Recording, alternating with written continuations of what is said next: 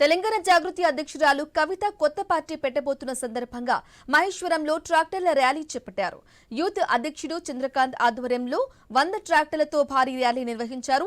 తెలంగాణ ప్రజలకు బంగారు తెలంగాణగా కలలను సాకారం చేసే దిశలో తెలంగాణ జాగృతి పార్టీ ఆవిర్భవిస్తుందన్నారు. తెలంగాణ ప్రజలకు, తెలంగాణ ద్రోహులకు కవిత పెట్టబోయే పార్టీ చెంపపెట్టు లాంటిదని తెలిపారు.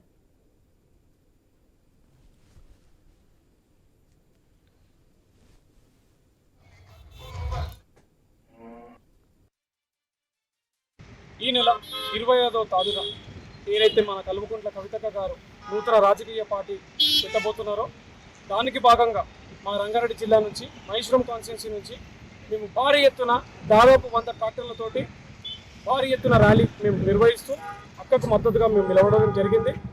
దీనికి ముఖ్యంగా మా జిల్లా నాయకులు కానీ రాష్ట్ర నాయకులు కానీ ప్రతి ఒక్కరూ విచ్చేసి ఈ ప్రోగ్రాంను విజయవంతంగా చేసినందుకు ధన్యవాదాలు. ముందుగా ఈ ర్యాలీకి పూర్తిగా సహకరించినందుకు పోలీసు వారికి, మీడియా మిత్రులందరికీ ధన్యవాదాలు తెలుపుకుంటూ జై తెలంగాణ, జై జాగృతి.